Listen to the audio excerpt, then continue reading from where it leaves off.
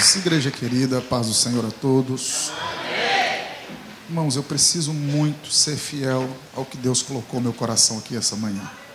Preciso muito ser fiel ao texto que Deus colocou no meu coração aqui essa manhã. Ontem à noite eu estava em Cajamar, interior de São Paulo. E quando eu vim agora pela manhã, saí muito cedo do hotel e vim orando, conversando com Deus. Senhor, acende no meu coração uma palavra. Quando eu estava durante o voo, Deus acendeu no meu coração essa palavra. E aí, diante de tudo que eu ouvi aqui no culto, em Cristo eu digo a verdade e não minto. Eu preciso ser fiel ao que Deus colocou no meu coração. 1 Reis, capítulo 3, verso de número 3 também. Quanto você acha 1 Reis 3 e 3? Fica aqui minha gratidão ao pastor Marcelo, que é essa grande referência para nós. Pastor, que honra poder estar nesse altar. Eu já cultuei com o senhor no templo antigo, lá antes da fundação do mundo. A lama do dilúvio não tinha nem secado. Eu estive lá acompanhando um amigo, o senhor estava no culto, nós conversamos, depois nos encontramos em alguns eventos, mas eu nunca tinha tido a oportunidade de participar de um culto como esse. Irmãos, seja Deus glorificado pela saúde espiritual dessa igreja. Eu estou há 21 anos viajando o Brasil pregando o Evangelho. Eu sei o que eu estou falando. O que acontece aqui é diferente. Deus abençoe os irmãos, em nome de Jesus. Pastora Juliana, Deus abençoe.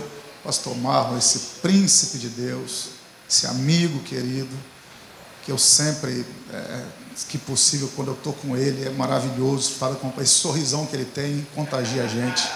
Deus abençoe. Irmão, vou tentar trazer ele para as corridas, para ele correr comigo, fazer uma atividade física. Estou pegando no pé dele aqui. Irmã Sâmela, pastora Sâmela, Deus abençoe muitíssimo, tá? Já foi dito aqui pelo vosso pastor, estou acompanhado da Vanessa, que é minha noiva. Orem por nós, precisamos casar. Ora por nós para Deus mandar o recurso, irmão. 1 Reis, capítulo 3. Eu vou fazer uma leitura um pouquinho extensa. Eu vou começar no verso 3. Depois eu vou alternar a leitura, vou mudar o versículo, mas aí eu digo qual é o versículo seguinte que nós leremos. 1 Reis 3 e 3 diz assim: Salomão amava o Senhor, andando nos estatutos de Davi seu pai, somente que nos altos sacrificava e queimava incenso. E foi o rei a Gibeão para lá sacrificar, porque aquele era o alto grande, ou seja, o maior altar que tinha era na cidade de Gibeão. E 1000 holocaustos sacrificou Salomão naquele altar. E em Gibeão apareceu o Senhor a Salomão de noite em sonho e disse-lhe Deus: pede o que quiseres que eu te dê. Vá ao verso 9 agora, por favor, do mesmo capítulo, verso 9.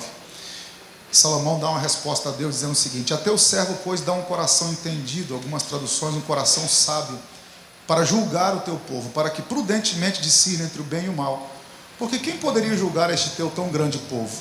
E esta palavra pareceu boa aos olhos do Senhor, que Salomão pedisse esta coisa. E disse-lhe Deus: porquanto pediste esta coisa, e não pediste para ti riqueza, nem pediste a vida de teus inimigos, mas pediste a ti entendimento para ouvir causas de juízo, eis que fiz segundo as tuas palavras.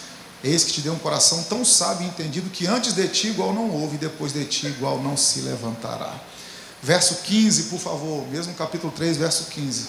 E acordou Salomão, e eis que era sonho, e veio a Jerusalém, pôs-se perante a arca do concerto do Senhor, e sacrificou holocaustos, e preparou sacrifícios pacíficos, e fez um banquete a todos os seus servos. Agora eu vou até o final do texto, que é importante essa leitura.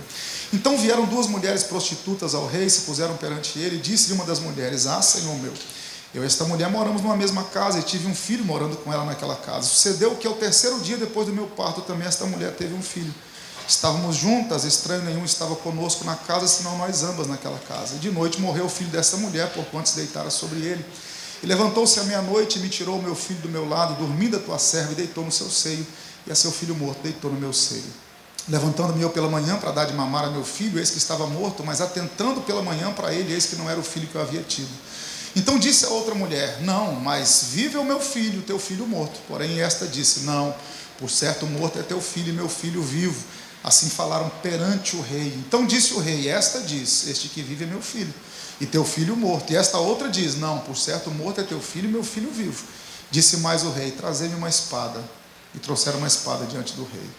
E disse o rei: dividi em duas partes o menino vivo, dai metade a um e metade a outra.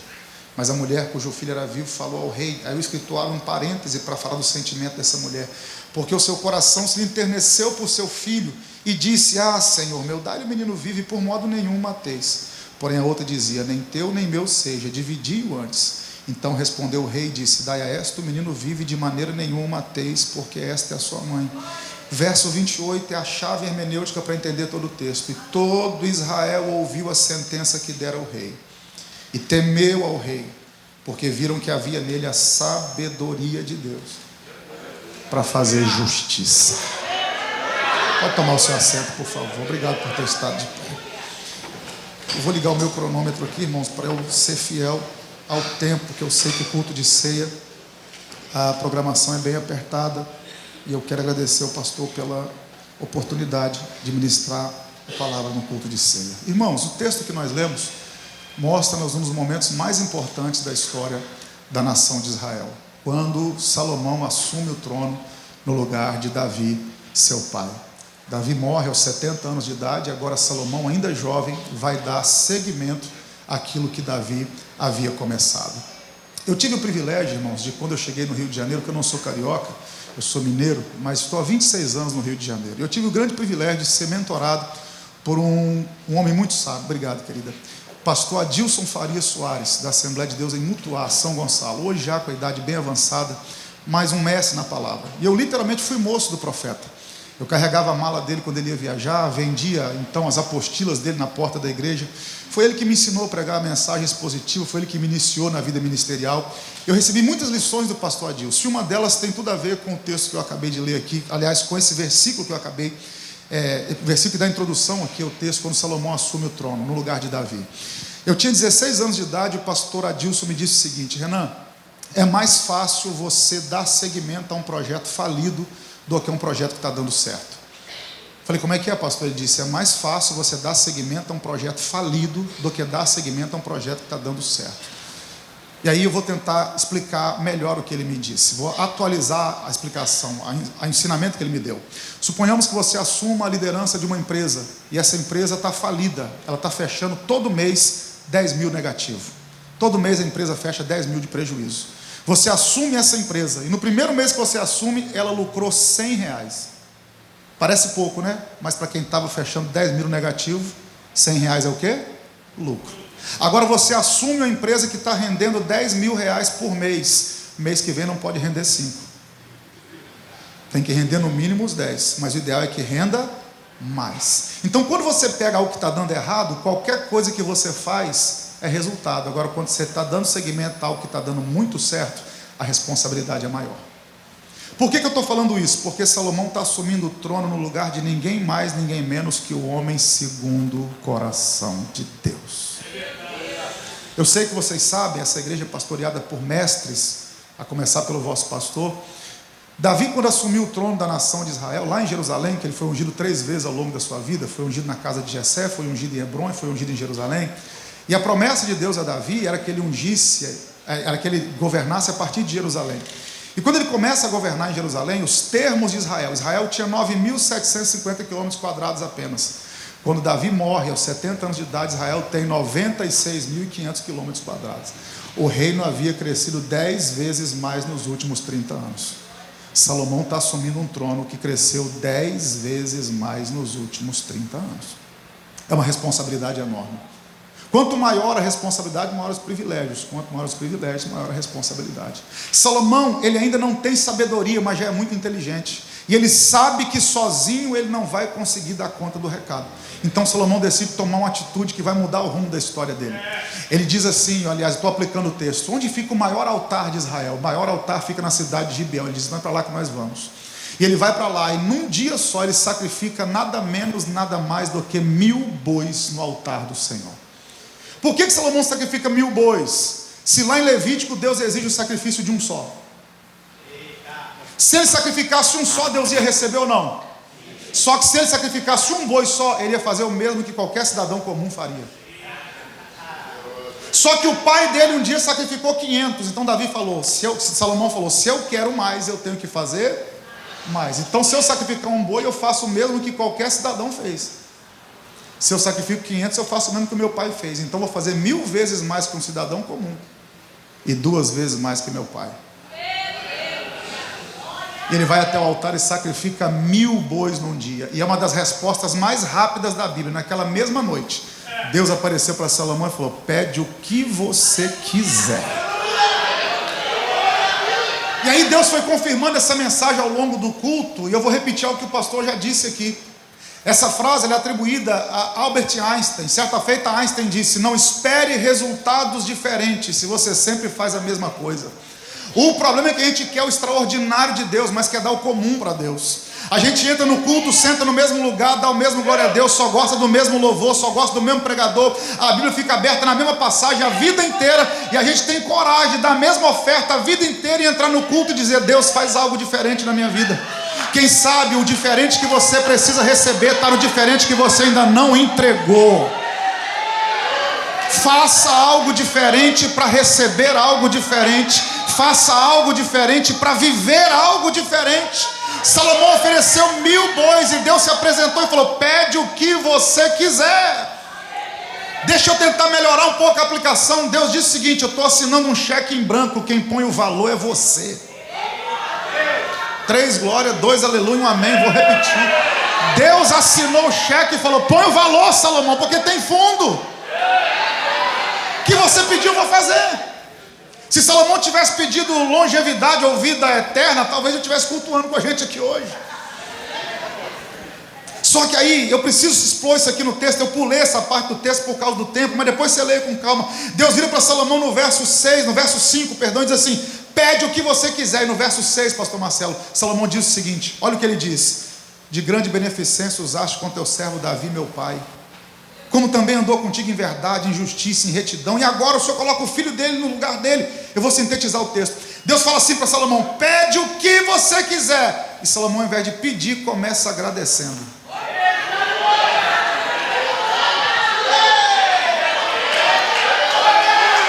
Se fosse eu, talvez eu iria a tal ponto. Deus diz, pede o que você quiser. Salomão fala, deixa eu só falar um negocinho aqui antes, Deus. Obrigado, porque meu pai era só um pastor de ovelhas. E o Senhor colocou ele no trono. E o Senhor foi tão bom com meu pai e estendeu essa misericórdia a mim. Agora eu assumi o lugar dele. Então, antes de pedir, comece aprendendo a agradecer. Depois que ele agradece, ele vira para Deus e fala assim, agora eu vou pedir um negócio ao Senhor. Me dá um coração sábio. E eu nasci na Assembleia de Deus, tenho 41 anos de idade, minha mãe dirigente de círculo de oração. E eu passei minha vida inteira ouvindo, e não estou dizendo que está errado, dizer que Salomão pediu sabedoria a Deus, mas eu nunca tinha visto alguém me explicar que tipo de sabedoria Salomão pediu a Deus. Porque Salomão disse a Deus assim, Senhor, me dá um coração sábio, mas para quê? Para julgar a causa do teu povo. Porque quem poderia julgar essa causa do teu grande povo? Por que Salomão está pedindo sabedoria para julgar? Porque naquele tempo quem julgava as causas do povo era o rei. E Salomão tem noção da responsabilidade que ele tem. Ele está diante do povo de Deus. Ele diz o seguinte, Deus, se eu julgar esse povo errado, o Senhor vai cobrar de mim. Então me dá um coração sábio para quê? Para cuidar daquilo que o Senhor me confiou.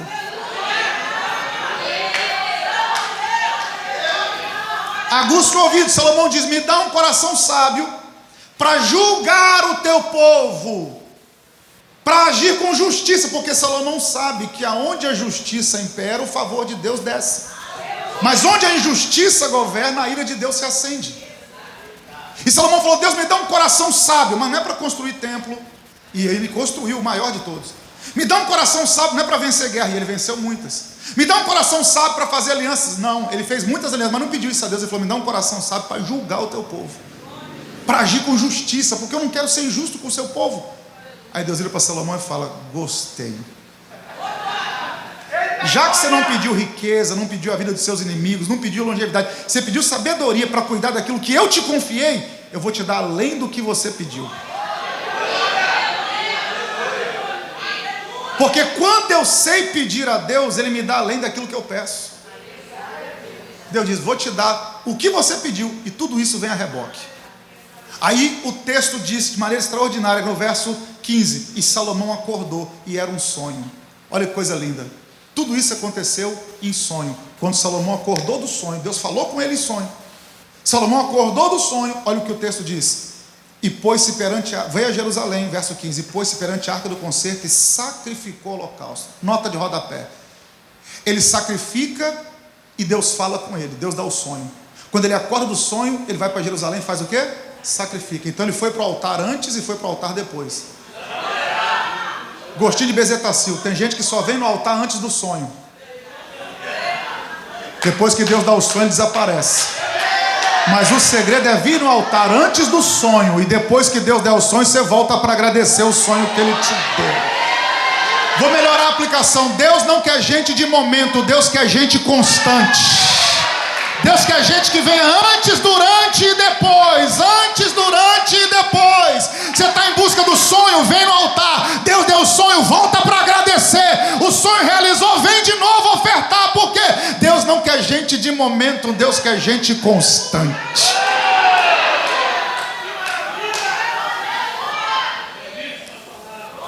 Me dá um coração sábio para julgar, sem querer ser chato, mas me ajuda. Salomão pediu um coração sábio para julgar. Aí ele vai lá, oferece sacrifício diante da arca do Senhor. E o verso 16 diz: então vieram duas mulheres prostitutas ao rei. Preste atenção na dinâmica do texto. Vocês sabem, o que eu vou falar aqui não é nenhuma novidade. Capítulo e versículo é algo novo no texto. 1552, um parisiense chamado Roberto Stefano dividiu a Bíblia em capítulo e versículo, que até então era só capítulo, antes não era nem capítulo. Então capítulo e versículo e epígrafe de texto tem na Bíblia para facilitar a gente achar o texto, mas no texto original não tem. Então qual seria a sequência do texto aqui? Salomão vai em Gibeão, oferta, Deus dá o sonho a ele, ele faz um pedido a Deus, ele acorda, volta para o altar para sacrificar, e depois que ele sacrifica, ele diz: agora eu vou dar uma festa. Verso 15, fez um banquete aos seus servos, e então, durante o banquete, vieram duas mulheres meretrizes diante do rei. E o que essas mulheres vêm fazer diante do rei? Trazer uma questão para o rei resolver. Uma vira para a outra e fala assim: eu e essa mulher moramos juntas, moramos na mesma casa, engravidamos ao mesmo tempo, tivemos filhos ao mesmo tempo. Só que essa mulher aqui, durante a noite, deitou sobre o filho e matou ele, e trocou as crianças de lugar, rei. E agora eu vim aqui porque o menino vivo é meu, e ela está dizendo que o vivo é dela, só que ela matou o filho dela porque ela dormiu sobre o menino. Rei, julga a nossa causa.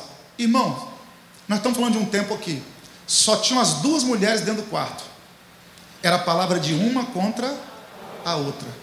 Como é que sabe se foi um crime doloso ou culposo? A criança que está viva não sabe dizer de quem ela é filha, porque é uma criança recém-nascida. O que está acontecendo aqui? Aguça o ouvido. Salomão deu a maior oferta da vida dele, e assim que ele termina de dar a maior oferta, vem o maior problema para ele resolver.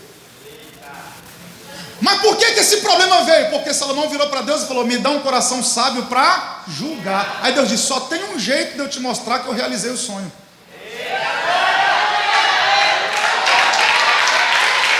Você não quer um coração sábio para julgar? Só tem um jeito de você saber e de Israel saber que eu te dei um coração sábio. Eu vou ter que mandar um problema gigante para você resolver. Mas depois que você resolver esse problema, Israel vai saber que eu te dei um coração sábio. Pastor, não entendi, vou melhorar o texto. Você orou, você buscou, você sonhou, você fez coisas que nunca fez no reino de Deus. E a primeira coisa que vem, problema para você resolver. E o homem desde o Éden tem um instinto, qual é? Fugir de problema.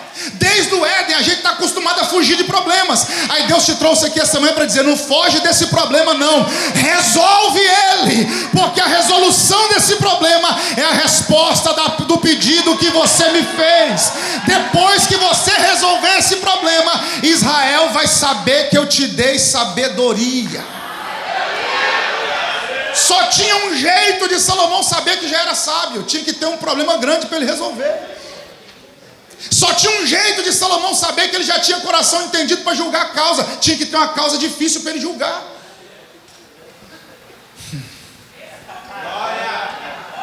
Aí você está aí questionando: Deus, por que esse problema veio?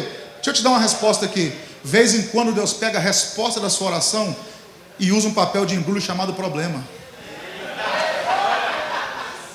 Vou melhorar. Deus pega a realização do seu sonho e coloca numa caixa de presente chamado problema. E você só vai encontrar se você desembrulhar.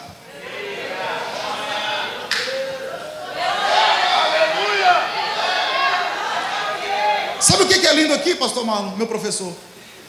É que Deus entregou a Moisés no alto do Sinai 613 mandamentos. Vocês sabem disso. O decálogo, os 10 mandamentos, é só a cereja do bolo, é o resumo dos 613. Nesses 613 mandamentos que Deus entrega a Moisés, nós temos 3 tipos de lei lá: lei civil, lei moral e lei religiosa. Para o Novo Testamento, a lei civil e a lei religiosa, essas não valem mais. O que permaneceu foi a lei moral. Por exemplo, homicídio continua sendo homicídio. O que mudou? A aplicação da lei. Que antigamente quem matava tinha que morrer. Agora tem outro tipo de pena, mas o princípio permanece. E aí, infelizmente, algumas denominações se confundem e misturam lei religiosa, lei civil, com lei teológica. E querem trazer tudo para os dias de hoje. Não, o que permaneceu foi a lei moral. A lei civil daquele tempo e a lei religiosa prescreveu.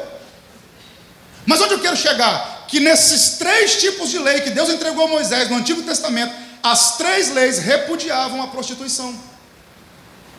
A mulher não podia vender o seu corpo. Onde eu quero chegar é que as mulheres que estão levando o problema para o rei, elas não têm respaldo na lei para pedir justiça. Por quê? Porque se eu estou às margens da lei, eu não posso querer os benefícios da lei. Eu estou pregando para um dos maiores advogados do Brasil. Se eu estiver falando besteira, o senhor me corrija. Eu preciso cumprir os deveres da lei para exigir os direitos da lei. O que é um marginal? Alguém que está às margens da lei, do lado de fora da lei. Aí tem gente que não cumpre o dever e quer o direito. Não faz nada que a igreja pede, mas quer os direitos que a igreja oferece. Não! Primeiro você cumpre o seu dever para depois exigir o seu direito.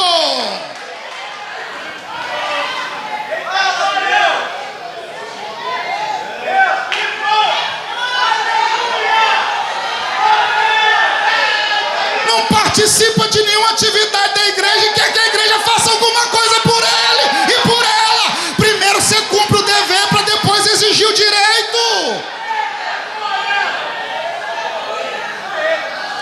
E se a gente for falar da Constituição brasileira aqui, o pastor sabe muito bem. Se eu não me engano, por 74 vezes na Constituição de 88 aparece a palavra direito e 4 vezes aparece a palavra dever. Então o brasileiro está acostumado a pedir direito, mas não exercer dever.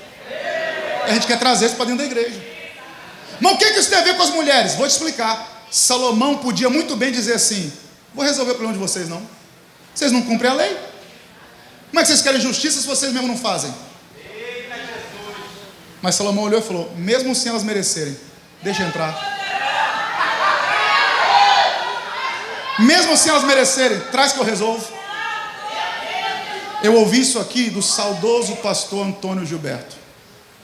Relampejos da graça no Antigo Testamento. Não se espante com o que eu vou dizer, mas sabe quem essas mulheres aqui representam no texto? Eu e você. Porque nenhum de nós aqui essa manhã tem justiça própria o suficiente para bater no peito e falar assim: eu mereço que Deus resolva meu problema. Sabe o que nós merecíamos? Inferno. Mas pela graça, a sala do trono está aberta sobre Santíssima. E o rei está dizendo: não merece, mas traz que eu resolvo. Não merece, mas traz que eu vou ter um favor, vou liberar o meu favor. Não merece, mas traz que eu vou fazer alguma coisa. Salomão falou assim: peraí, eu preciso aplicar. Por que Salomão está recebendo essas mulheres mesmo sem elas merecerem? Quer ouvir? Diga amém. Porque Salomão viu o pai dele tomar um golpe por causa disso. Davi estava muito ocupado e passou a não julgar a causa do povo. Absalão foi para a porta do palácio. Quando viu um plebeu, Absalão é sangue azul. Aitofel tem que estar lá, tem que ter um demônio chamado Aitofel para... Absalão vai para a porta do palácio. Aí quando vem um plebeu, qual era a lógica? O plebeu se curvar diante da realeza. Quando um plebeu vinha se curvar, Absalão dizia: não faz isso não, a gente é igual. Me dá um abraço aqui. Não, que é isso? O que você está fazendo aqui? Rapaz, eu estou com uma causa para resolver. E por que o rei não resolveu? Porque não tem tempo. Se eu fosse rei no lugar dele,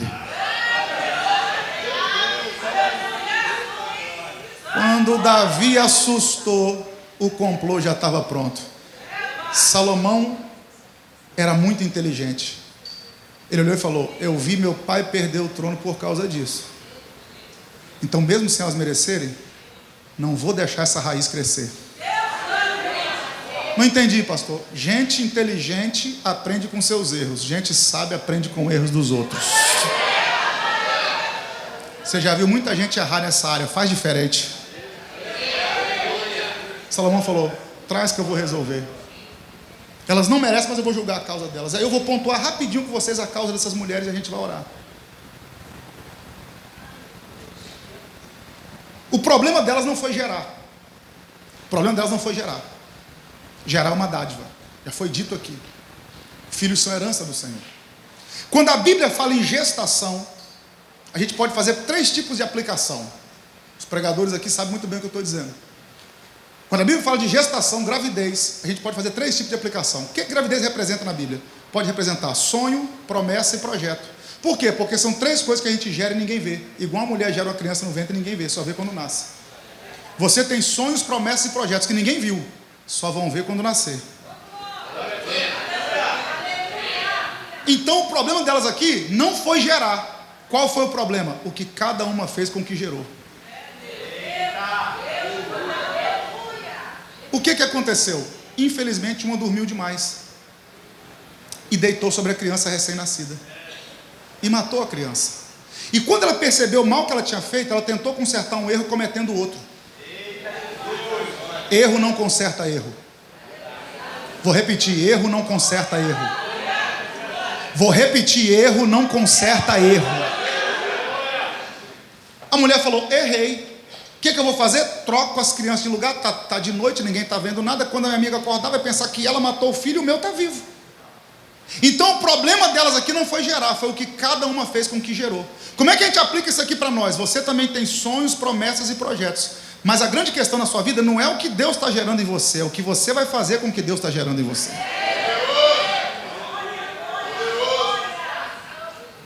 Eu preciso ser rápido, mas vamos lá. Vou fazer só uma aplicação. A criança aqui representa sonho. Me ajuda, a criança representa? Sonho. Só mais uma vez, a criança representa? Sonho. E por que a mulher matou o sonho? Porque dormiu demais. Então aguça o ouvido. Quer manter o sonho vivo? O seu sono não pode ser mais forte que o seu sonho.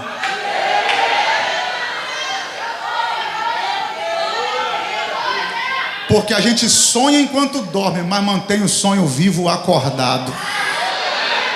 Vai ter um gostinho de bezetacil, mas vamos lá.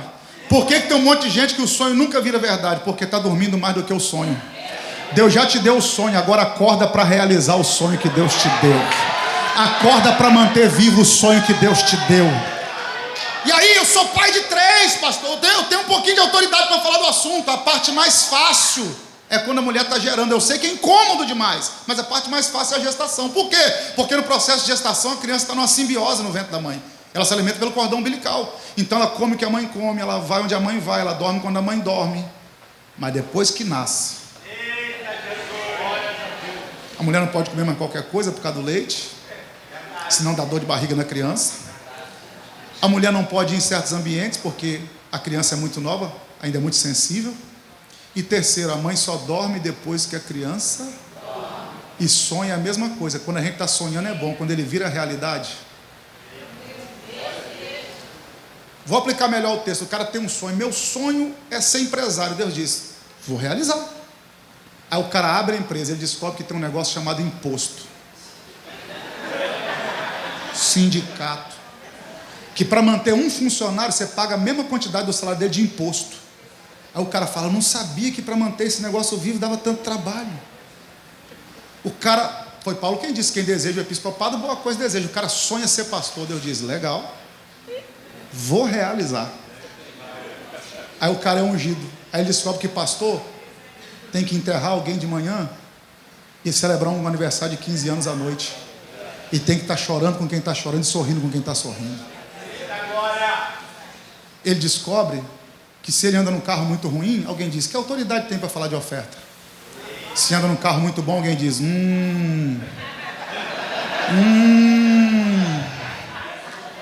Aí ele fala, dá muita mão de obra ser pastor, aí deixa o ministério morrer.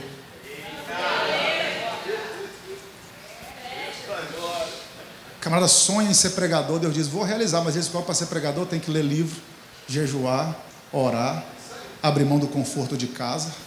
Aí ele fala, dá muita mão de obra, vou deixar morrer. Tem gente que sonhou muito, mas quando viu a responsabilidade que era manter o sonho vivo, voltou a dormir. E o seu sono está matando o seu sonho.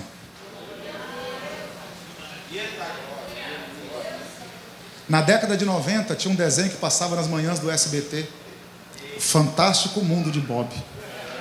Um garotinho que na abertura do desenho ele vinha com um triciclo. Ele tinha um monte de sonho, mas qual era a moral do filme, do desenho do Bob? Ele só sonhava, nunca acordava, nada virava realidade. E tem crente vivendo a síndrome do Bob evangélico. Ele só sonha, mas nunca acorda para manter o sonho vivo. E aí tem sonho morrendo. Mas Deus te trouxe essa manhã com um desfibrilador na mão para te acordar e dizer assim, o sonho vai ficar vivo. Desperta tu que dorme, chega. Dá mão de obra, mas vale a pena. A mulher infelizmente dormiu muito e matou a criança. Quando ela percebeu o mal que ela havia feito, ela trocou as crianças de lugar. E aí, olha a diferença do senso de responsabilidade. Por que uma deixou a criança morrer? Porque dormiu muito. Olha o que o texto diz, a mulher falando com o rei, verso 21. E levantando-me eu pela manhã para dar de mamar a meu filho, eis que estava morto. Espera aí, quem é mãe aqui sabe. Se a criança estiver dormindo, você acorda ela para alimentar? Deixa dormir em nome de Jesus. Dorme, meu filho, o sono do justo, dorme. A gente só acorda, aliás, só amamenta quando acorda. Se a criança que está no seio dessa mulher está morta, como é que ela acorda para amamentar a criança? Senso de responsabilidade. Enquanto uma está dormindo muito, a outra sabe que tem que alimentar.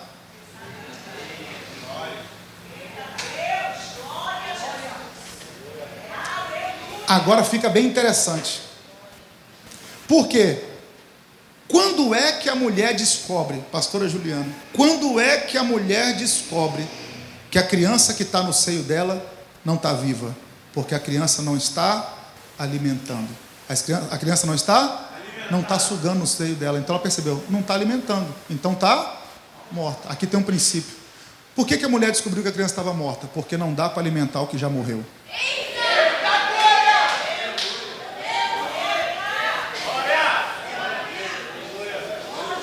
E por que tem um monte de gente frustrada? Porque insiste em alimentar aquilo que já morreu. Faz tempo. O que é alimentar o que já morreu? Deixa eu ser rápido aqui, irmão. Existem dois sentimentos, pastor Marlon. Vanessa, meu amor, existem dois sentimentos, você já me ouviu falar isso muitas vezes, que permeiam a nossa vida. Dois sentimentos. Os dois nos levam ao passado. Os dois parecem iguais, mas o que difere eles é o propósito de cada um. Que sentimentos são esses que permeiam a nossa vida e nos levam para o passado e são muito parecidos? Saudade e nostalgia. Qual a diferença entre saudade e nostalgia? É que saudade é lembrança do que faz bem, nostalgia é lembrança do que faz mal. Quando você lembra algo que te fez mal, não é saudade, é nostalgia. A palavra nostalgia vem do grego nostos algos, ou nostos algia. O termo nostos significa novamente, algia, dor. Por que remédio que tem algia no nome combate dor? Novalgina. Combate dor. Algia significa dor. Quem inventou a palavra nostalgia foi um médico alemão. Ele começou a estudar pessoas amputadas na guerra. Ele percebeu que pessoas que perderam membros do corpo na guerra ainda tinham sensações nesse membro, mesmo tendo perdido o membro. Por quê? Porque a mente não se adaptou à perda. Então o cara pisou numa mina, por exemplo, perdeu a perna do joelho para baixo. Não tem mais pé, mas ainda sente dores na sola do pé. Por quê? Porque a mente não se adaptou à perda. O cara perdeu o antebraço, não tem mais mão, mas ainda sente a mão formigar. Por quê? Porque o cérebro não se adaptou à perda. Então o que é nostalgia? É sentir dor por aquilo que já foi arrancado. Foi o que Deus fez com Samuel, 1 Samuel 16:1. Até quando você vai ter dó de Saul? Se eu já arranquei ele. Vou melhorar. O que é nostalgia, pastor? É você ficar sofrendo por aquilo que Deus já tirou da sua vida. Vou repetir. O que é nostalgia? É você ficar sofrendo por coisa que Deus já tirou da sua vida. Quer um exemplo? A pessoa teve um relacionamento que deu errado há 20 anos atrás. A pessoa que foi seu namorado ou noivo, não sei, deu errado, mas até hoje você procura ela na rede social. Tem uma foto guardada, escondida, quando olha, respira. E está achando que isso é saudade. A pessoa já casou, já é mãe de filho, já é pai de filho, já seguiu a vida, e você está aí sofrendo. Deus trouxe aqui para dizer: até quando você vai sofrer por coisa que eu já arranquei da sua vida?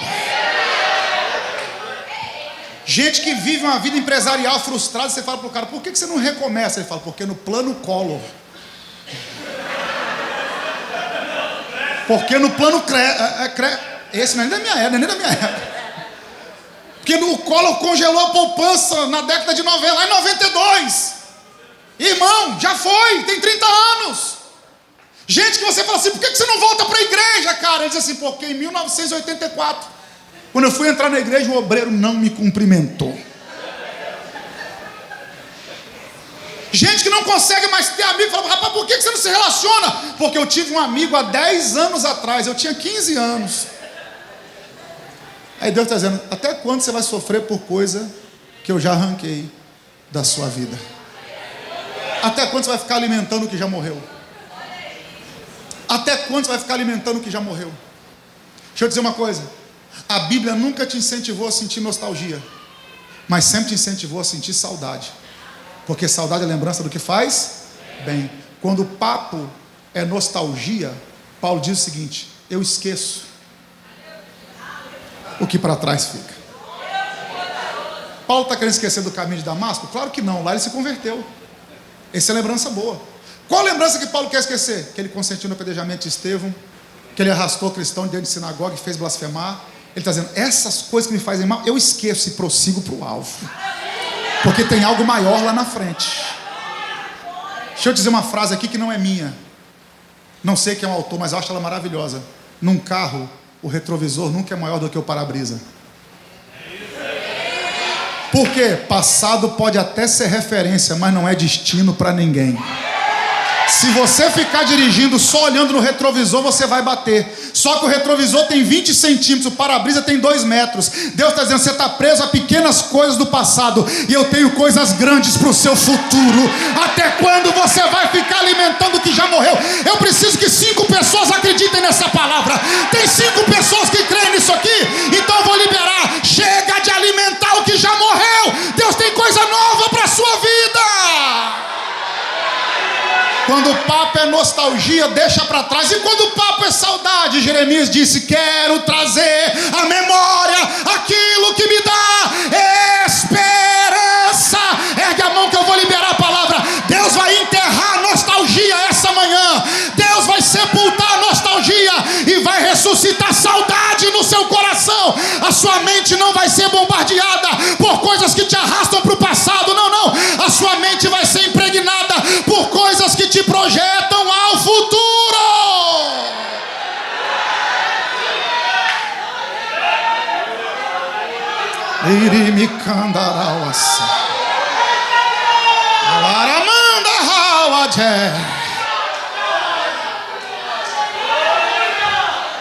Cadê o tecladista para me ajudar? Davi. O filho que Davi tem com Batseba adoece. E aí tem todo um contexto. Quem matou a criança foi o próprio Davi, com a palavra dele. Que quando Natan conta a parábola: o que o homem merece? Morte. Você falou que alguém vai morrer, então alguém vai morrer, Davi. Se Davi dissesse: tem misericórdia desse homem? Deus teria misericórdia dele. Mas o fato é que a criança adoece. Davi deita na porta do quarto, boca no pó, 7 dias, não come, não bebe, não fala com ninguém. Aí começa a ouvir o burburinho no palácio. Os anciãos chegam e falam: Davi, tem uma notícia para te dar. O que foi? A criança morreu. Davi disse: ok. Aí o texto diz: Davi se levantou. Por quê? Porque não dá para ficar prostrado a vida inteira. Davi trocou de veste, porque não dá para viver de luto a vida inteira. Davi se ungiu, porque a unção não para por causa das adversidades da vida. Davi foi para o santuário e cultuou, porque o meu culto independe do momento que eu estou vivendo. Já foi dito aqui. Davi chegou em casa e falou: põe pão, põe vinho, vou comer, vou beber. Alguém falou: Davi, a criança estava doente, você não comeu, não bebeu, não falou com ninguém. A criança morreu, você já trocou de roupa, ungiu a cabeça, foi para a igreja, ofertou, está comendo, está bebendo. Davi, explica para a gente o que está acontecendo. Davi disse: simples demais, eu não posso trazer a criança de volta, agora sou eu que vou morrer e me encontrar com ela. Então a vida anda, a catraca gira, a roda gira, a vida continua. Eu vim pregar para alguém essa manhã e dizer: a vida continua. Tem alguém comigo nessa palavra? Libera ela para pelo menos uns 3 agora. Fala assim: a vida continua. Diga aí: a vida continua.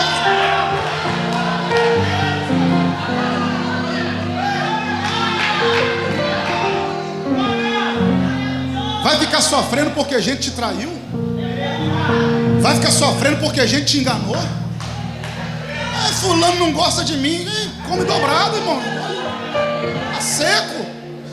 Se eu fosse me preocupar com cara feia, se eu fosse me preocupar com o que falam de mim,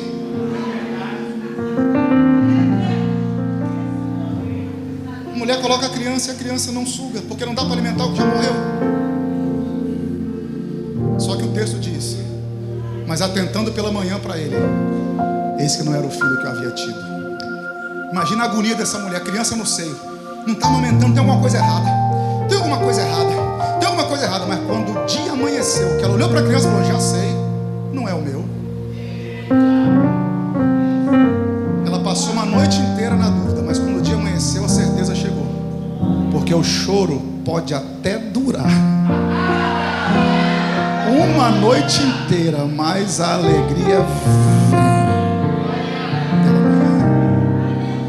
Agora olha que interessante, irmão, olha que interessante.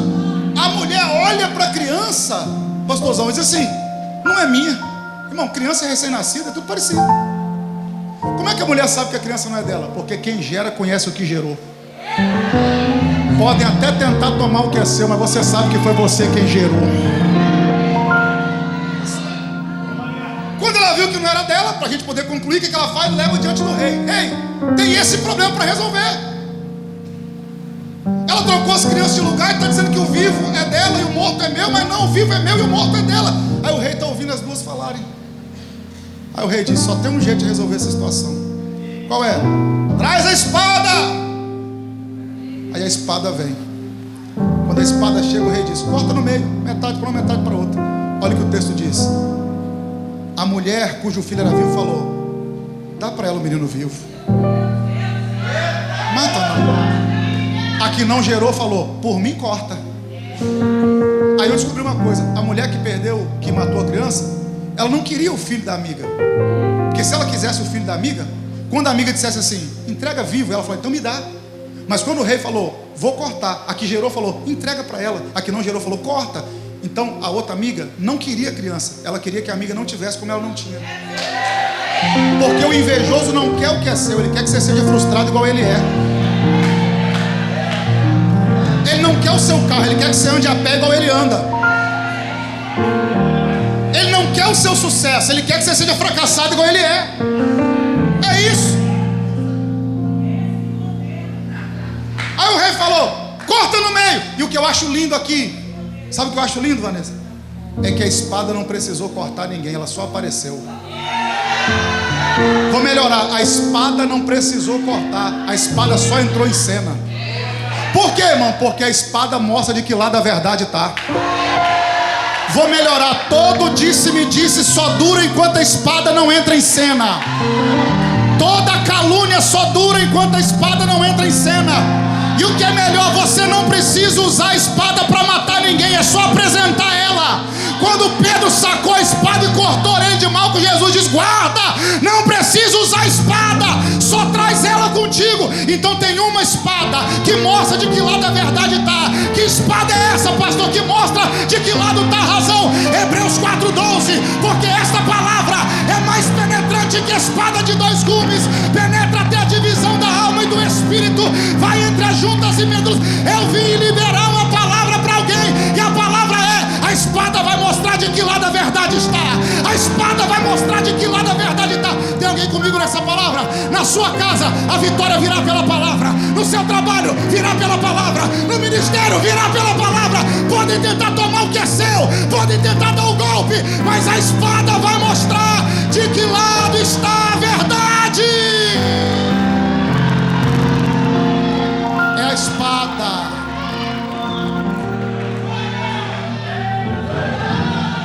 Se a espada tiver a seu favor, amém. Se tiver contra, a casa vai cair. Dificilmente eu dou tema à mensagem, mas quero dar um tema para essa mensagem essa manhã. Quando a espada está a meu favor. Aí o rei falou: corta. Aqui não gerou. Falou assim: por mim pode cortar. Aqui gerou, disse: ah, meu Senhor, não corta não. Entrega vivo para ela. Sabe por quê, irmão? Porque quem gerou prefere ver vivo na mão de outro do que morto na mão de ninguém.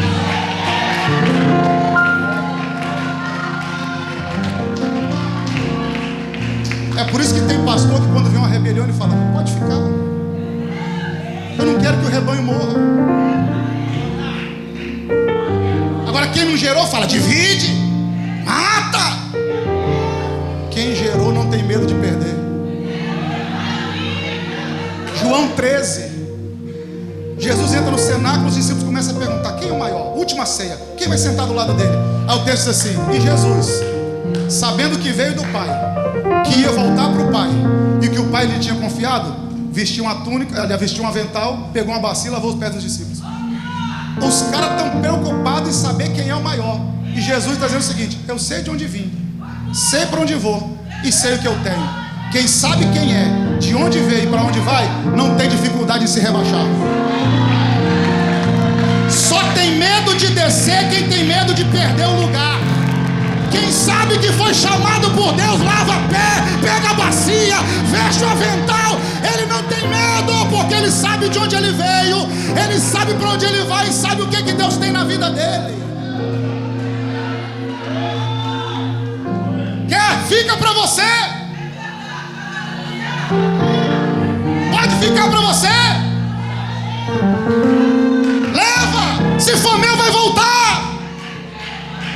Quando Absalão tomou o trono, Davi falou: deixa, se for meu, volta. Simei começou a amaldiçoar Davi. Um dos soldados falou: quer que eu corte a cabeça desse miserável? Davi disse: não, deixa aí. Se o trono for meu, um dia eu volto. A mulher falou: entrega. O rei falou: já sei quem é a mãe. Quem é a mãe? Quem quis perder. Porque o reino de Deus é assim: quem quer ganhar, perde.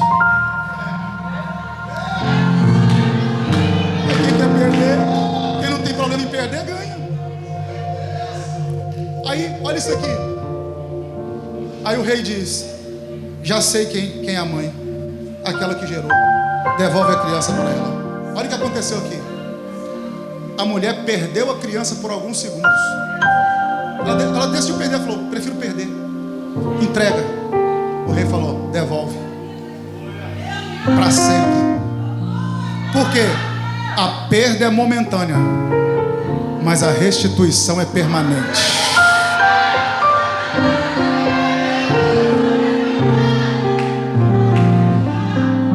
O que você perdeu não se compara ao que Deus vai fazer na sua vida daqui para frente.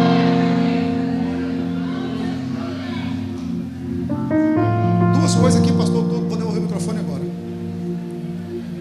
Mas a mulher cujo filho era vivo falou ao rei: ah, Senhor meu, dai-lhe o menino vivo e por modo nenhum mateis. A outra dizia: nem meu nem seu, divide antes. Então respondeu o rei. Olha o verso 27. Olha o verso 27, irmão, está aqui na tela. O povo da mídia aqui, nota 10. Então respondeu o rei e disse: dai a esta o menino vivo, e de maneira nenhuma mateis, porque é sua mãe. Volta o 26, por favor, só para a igreja interagir comigo. Obrigado. Olha o 26, olha a resposta da mulher que gerou, pastor. Ó. E diz: ah, Senhor meu, dai-lhe o menino vivo, e de modo nenhum o mateis. A resposta do rei agora, verso seguinte: dai-lhe a esta o menino, e de maneira nenhuma o rei só repetiu o que a mulher já tinha falado.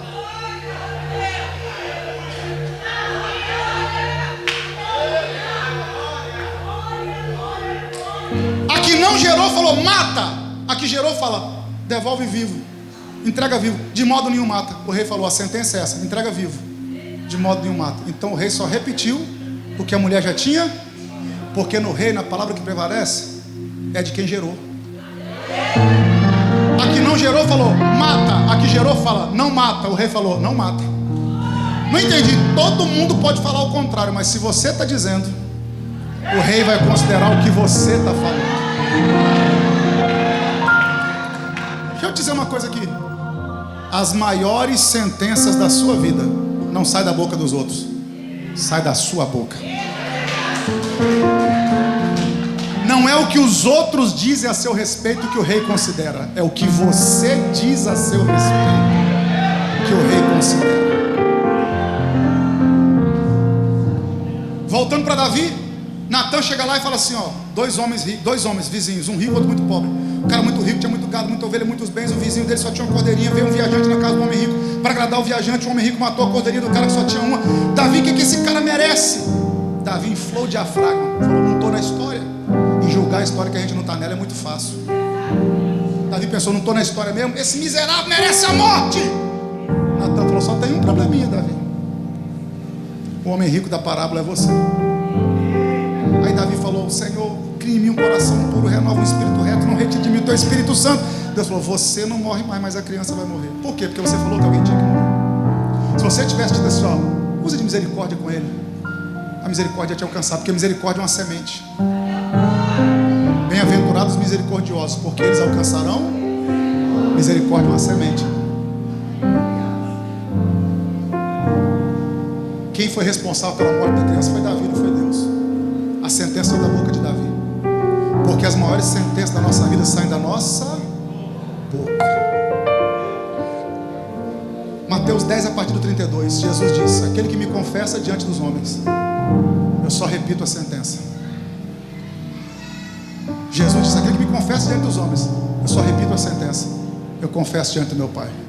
Aquele que me nega diante dos homens, eu só repito a sentença. Eu nego diante do meu Pai. Então as maiores sentenças da sua vida saem da sua. Aí a pergunta que eu te faço, o que é que você tem dito acerca dos seus sonhos? Isso não é para mim. Não tem jeito. O rei vai considerar o que você está falando. Mas se você tiver coragem de declarar que vai ficar vivo, que vai dar certo, o rei vai considerar a sentença que está na sua boca. Sabe como é que o texto termina? E todo Israel ouviu a sentença que dera ao rei e temeu ao rei, porque viram que havia nele sabedoria de Deus para fazer justiça. Aquilo que começou num sonho de madrugada, todo Israel ficou sabendo. Eu oro agora por você, te convidando para fazer isso aqui. A gente passa o culto, na maioria das vezes, liberando palavras sobre a vida dos irmãos. E é salutar, é bíblico. Deus virou o cativeiro de Jó enquanto ele orava pelos seus amigos. É bíblico, abençoar o próximo. Mas eu quero te convidar a liberar uma palavra agora, mas não sobre a vida do outro, sobre a sua vida. Não sei o que você está gerando, não sei o que você está sonhando, projetando, mas libere uma palavra, porque algumas sentenças serão mudadas por causa daquilo que você está profetizando. Isso, você tem 1 minuto. Enquanto o tecladista sola, você libera uma palavra sobre a sua vida.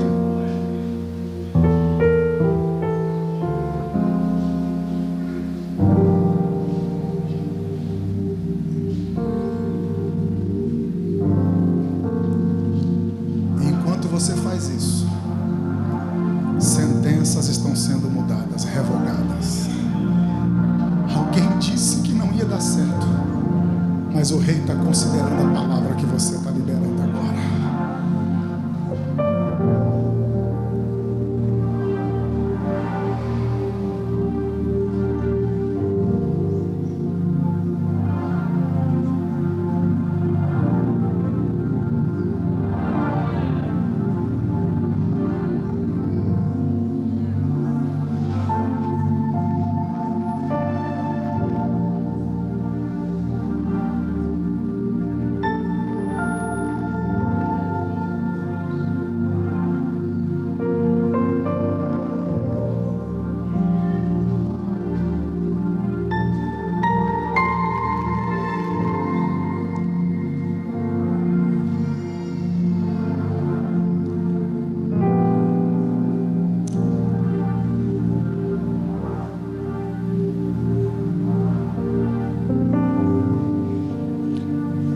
receber esta poderosa, linda e sábia mensagem, diga aleluia! Nós temos aqui um hábito, pastor Renan, de fazer a confirmação das mensagens. Crescendo. Vamos lá. 1, 2, 3. Aplauda ao Senhor.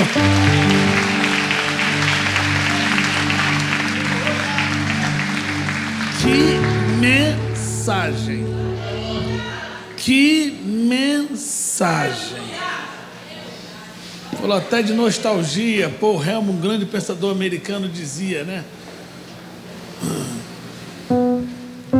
Nostalgia é coisa morta se nos rouba o significado do presente.